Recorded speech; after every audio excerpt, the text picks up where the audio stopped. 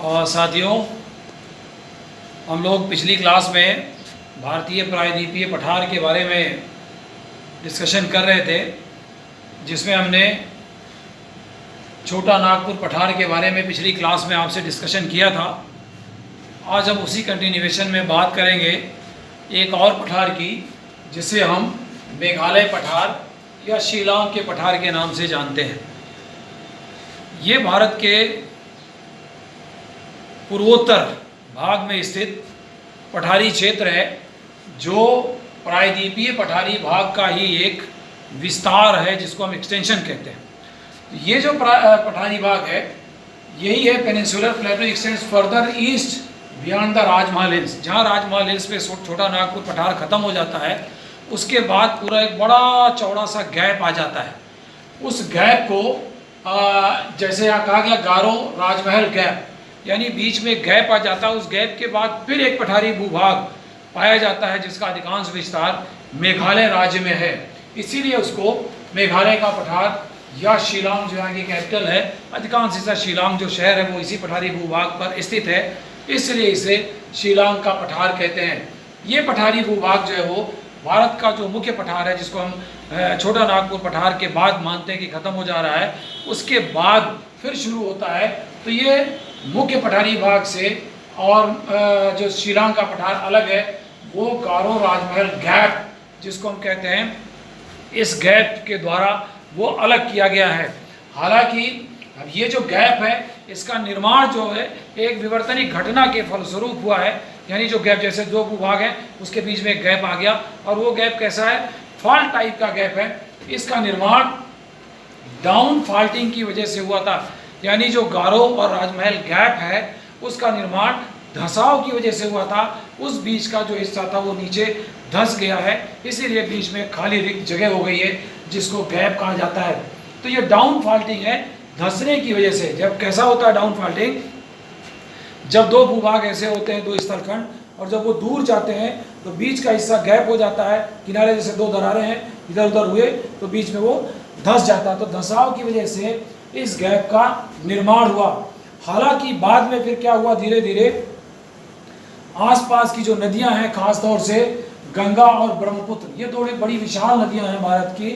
इन दोनों नदियों के द्वारा लाए गए निक्षेपों से इसमें जो है वो अवसादीकरण हो गया।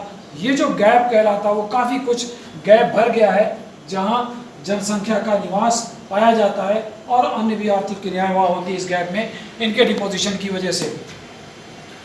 अगर हम इसकी संरचना की बात करें, तो जैसे प्रायद्वीपीय पठारों के अधिकांश जो निर्माण हुए हैं, उसी तरह से ये भी आर्कियन क्वार्टजाई, सेल्स और शिस्ट, जिसको नीज और शिस्ट हम कहते हैं। जैसे नीज का अधिकांश फॉर्मेशन दक्षिणी प्रायद्वीपीय पठारों में है, तो यहाँ शेल और शिस्ट जो चट्टाने हैं उनके द्वारा, प्लस क्वार्टजाइट की जो चट्टाने हैं उनके द्वारा इस पठारी भूभाग का निर्माण किया गया है।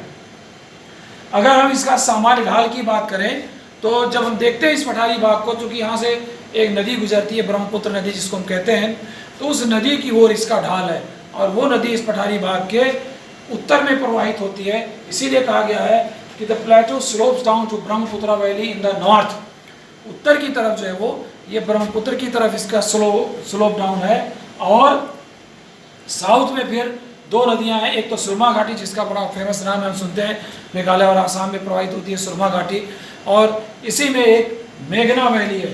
तो इस पठारी भूभाग के हम यूँ कह सकते हैं, दक्षिणी ढाल जो है वो सुरमा और मेघना नदियों की तरफ, उत्तरी ढाल जो है वो ब्रह्मपुत्र नदी की तरफ है।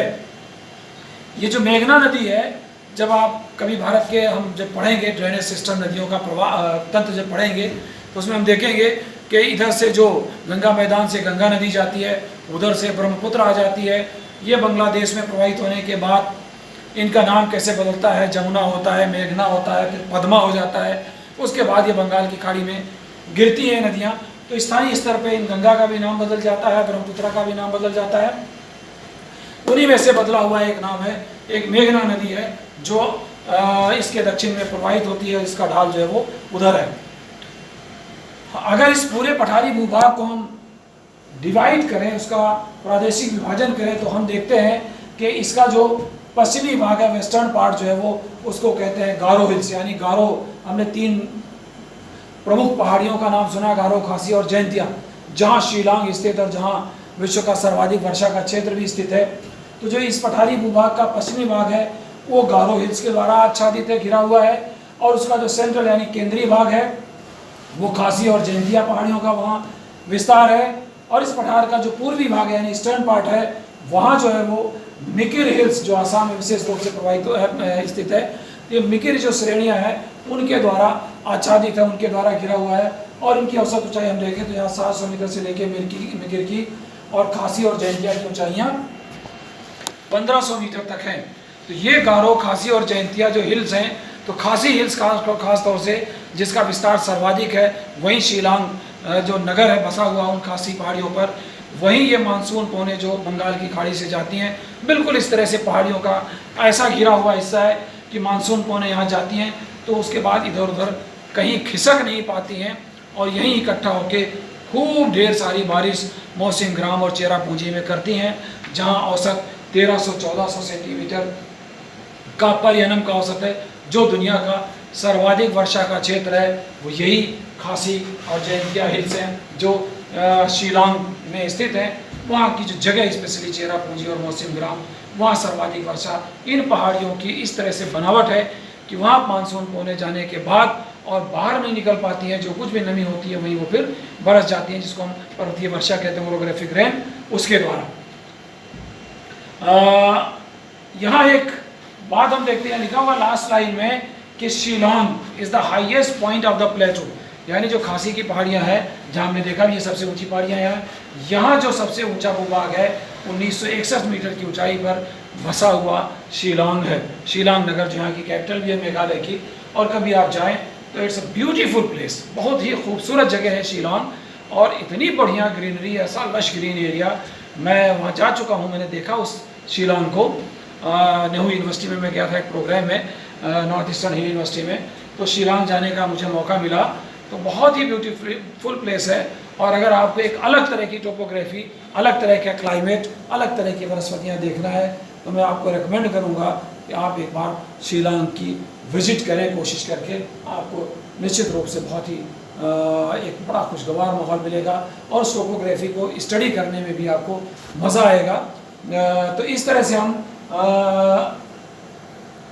हमने देखा कि मेघालय का पठार, जो आमतौर पे कभी कभी प्रतियोगी परीक्षाओं में पूछा जाता है कि ये मेघालय का पठार या शिलांग का पठार किसका हिस्सा है, तो कई बार हम यूँ कह देते हैं कि भाई पूर्वोत्तर भारत का हिस्सा है। उसमें एक ऑप्शन होता है प्रायद्वीपीय पठार।